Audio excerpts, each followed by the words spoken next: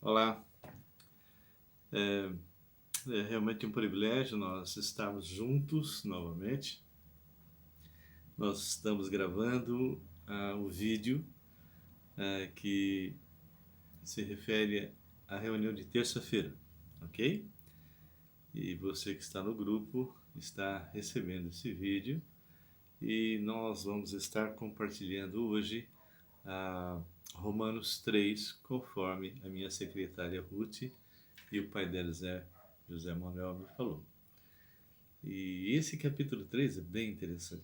Nós já usamos uma partezinha dele quando estudamos o capítulo 2. E no capítulo 2, nós vimos que Paulo havia levantado uma hipótese. Hipótese essa que, se você fizesse o bem, então você teria a vida eterna, mas se você não fizesse o bem, você estaria condenado. Esses versículos são exatamente o capítulo 2, versículo 7, que diz assim: dará a vida eterna aos que, perseverando em fazer o bem, procuram glória, honra e incorruptibilidade. Mas, aí vem o outro lado: ira, indignação aos facciosos, que desobedecem à verdade, ou seja, desobedecem à palavra, e obedecem à injustiça, tribulação e angústia sobre a alma de qualquer homem que faz o mal, do judeu primeiro e também do grego. Bem, eu uso muito esses dois versículos para evangelismo. Então, normalmente eu pergunto para a pessoa em qual dos dois grupos você está, e normalmente ele diz: estou no primeiro, porque eu não mato, não roubo, não é? E Paulo levanta essa hipótese, que depois ele destrói no capítulo 3, e nós vamos ver isso. E eu estou agora muito contente porque, apesar das restrições aí desse coronavírus, a gente pode usar uma estratégia diferente, e é essa que nós estamos fazendo agora. Não é a mesma coisa que nós estarmos juntos, né? Ou seja, um estudo presencial é bem diferente porque você pode interagir, conversar e tudo bem. Bem, como é que nós vamos fazer isso? Nós vamos estar gravando agora. Vou estar enviando para vocês, possivelmente hoje ou amanhã.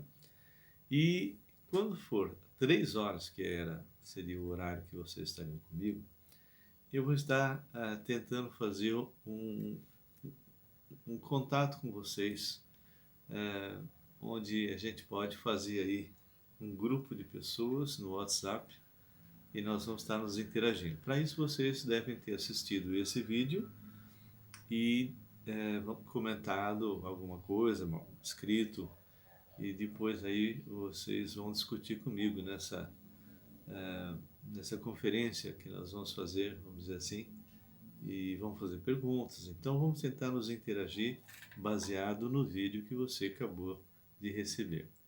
Vamos discutir um pouquinho, ok? Antes de qualquer coisa, eu estou colocando esse vídeo dentro do meu canal, porque o tempo é muito longo e se o tempo é longo, não tem condições de a gente colocar gravando normal e jogar no vídeo, no WhatsApp. Então eu tenho que gravar, colocar no nosso canal e aí sim eu vou mandar um link para vocês, tá bem?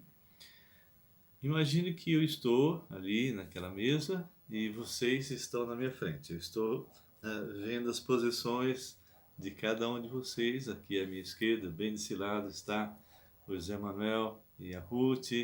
E aí vai, cada um normalmente senta nos lugares, quase que sempre no mesmo lugar. Então, imagine que nós estamos agora numa sala e nós estamos juntos, tá bem? Se você nunca entrou no nosso canal, eu convido que você se inscreva, que você possa dar o seu ok se você gosta ou não dos vídeos, não é? E se gostou, dá o ok e aperta o sininho para que você possa receber as novas postagens. Essa é específica para vocês, mas vai estar lá dentro do nosso canal.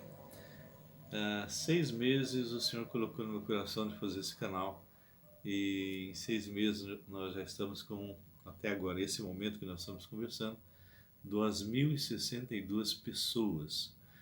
Mas está uma diferença muito grande entre os que assistem e os que se inscrevem, porque a maioria assiste e esquece de se inscrever.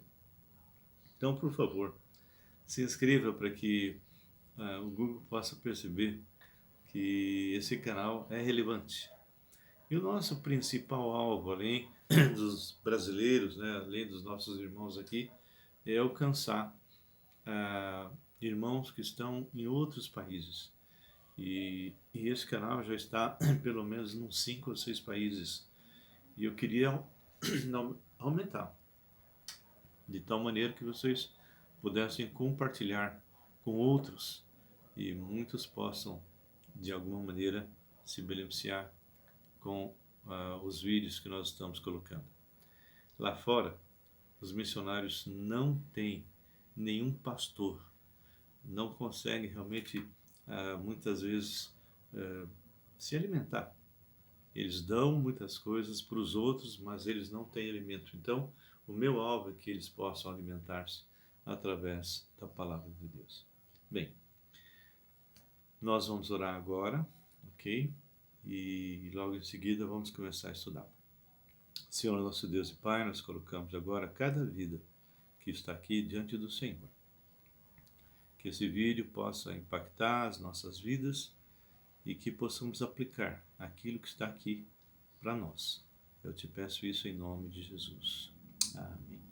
Bem, como eu mencionei, no capítulo 3, ele desmonta, e eu não vou falar agora, porque nós já fizemos isso quando estudamos o capítulo 2, mas ele, quando chegar o momento, você vai ver que ele começa a desmontar essa, vamos dizer, essa colocação de que se você fizer o bem, você terá a vida eterna. Se não fizer, infelizmente estará longe dele por toda a eternidade. E aí quando chega no capítulo 3, você vai perceber que ele realmente rejeita essa hipótese, porque Jesus Cristo é o único meio de você ter a vida eterna. No capítulo 3, começa dizendo assim: qual, pois, a vantagem do judeu? Paulo era judeu. Ou qual a utilidade da circuncisão?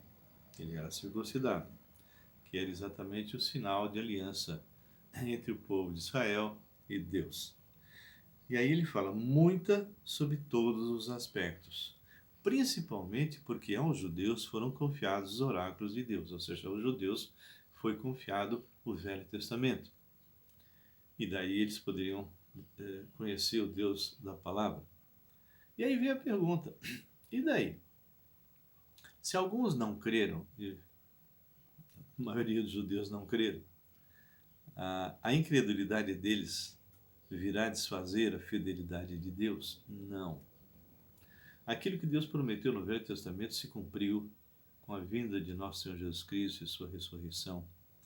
E muitas e muitas promessas, muitas e muitas profecias se cumpriram literalmente, continuam se cumprindo e ainda outras muitas irão se cumprir, mesmo depois do nosso arrebatamento.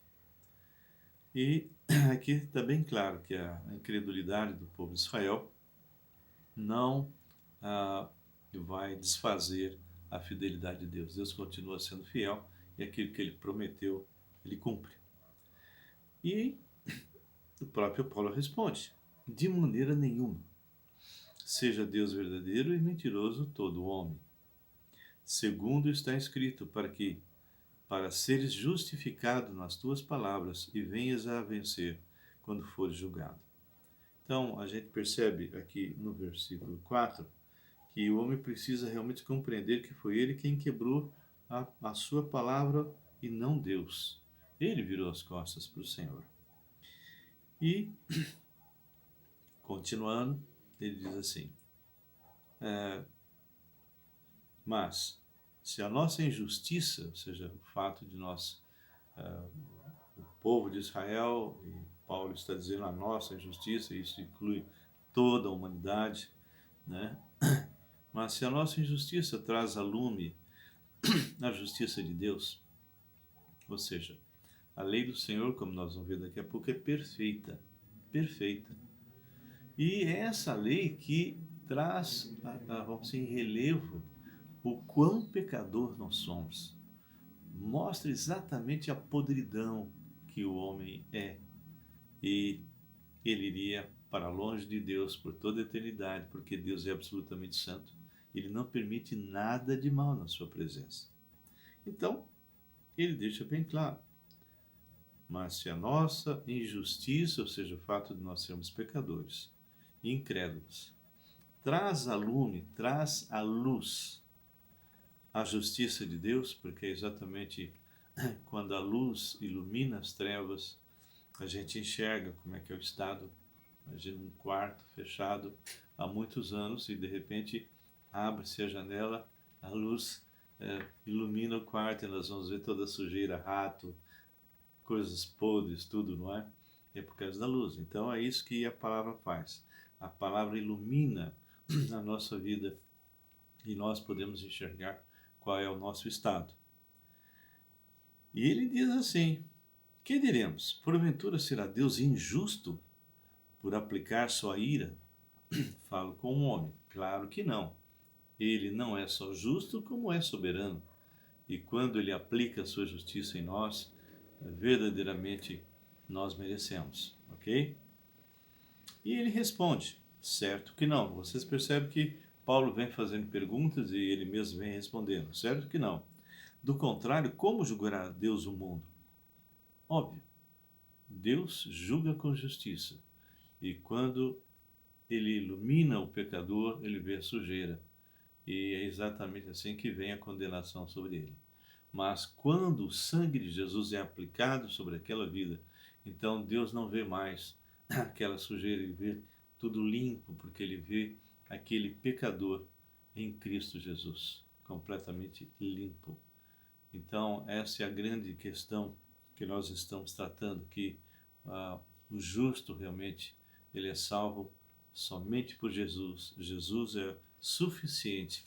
Por isso que quando nós olhamos Romanos, e nós temos visto isso, no tema que nós começamos a falar desde o início, é que chama-se a justiça de Deus, ou o Evangelho de Deus, são o tema principal de Romanos, não é?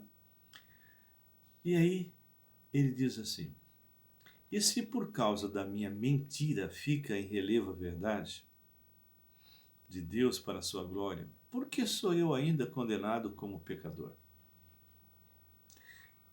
E por que não dizemos, como alguns caluniosamente afirmam, que o fazemos?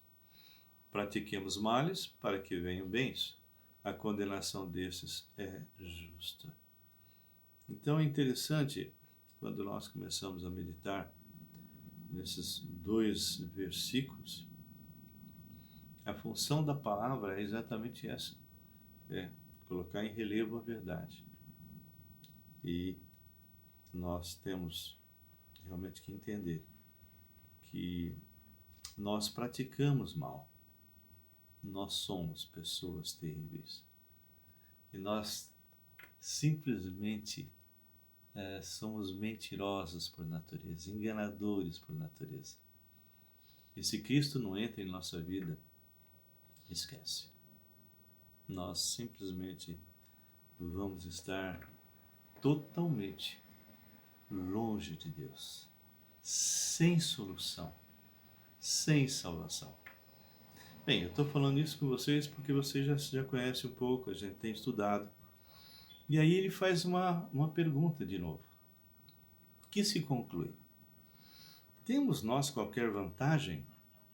Não, de forma nenhuma. Opa, parece uma contradição, porque no comecinho ele diz assim: qual é, pois, a vantagem do judeu?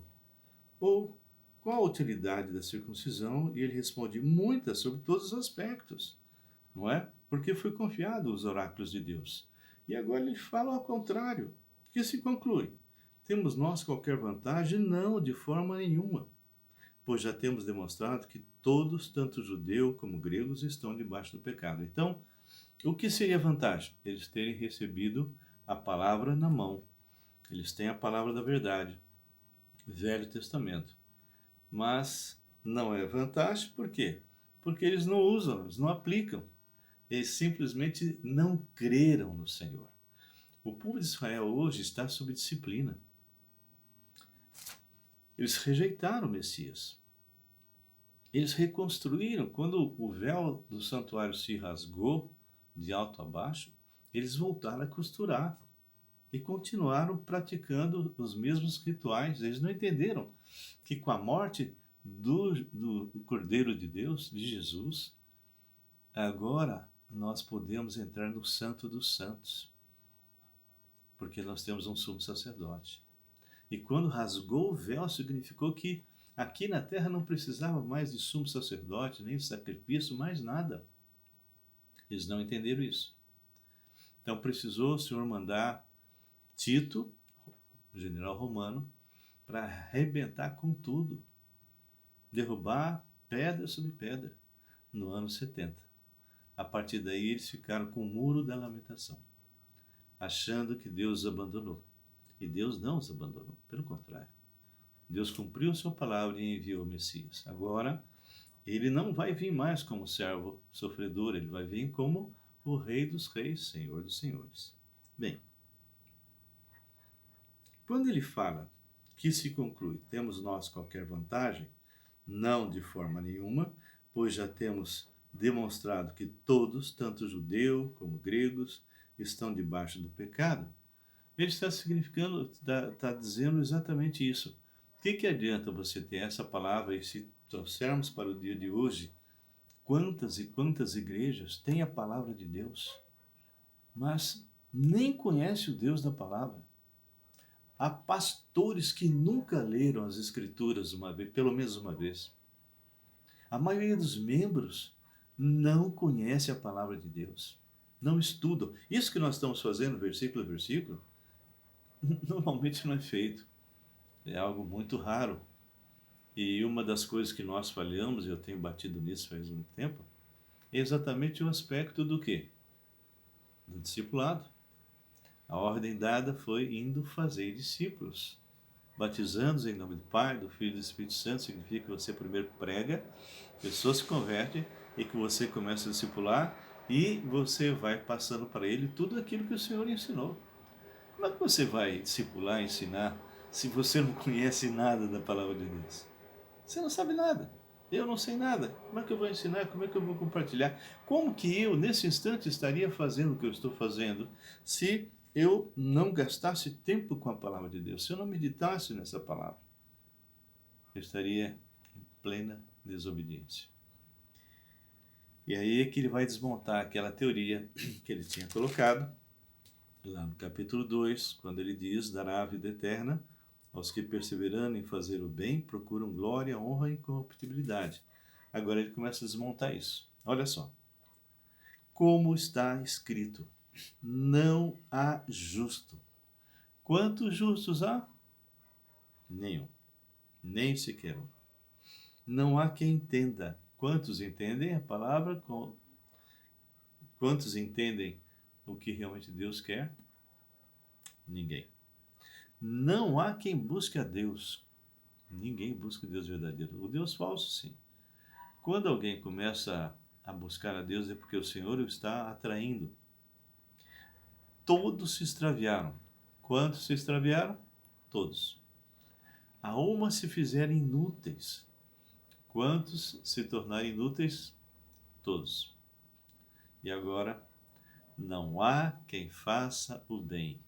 Não há nenhum sequer. Ora, se ele antes havia falado que dará a vida eterna aos que, perseverando em fazer o bem, e aí continua, e quem não faz o bem, infelizmente, vai para o inferno,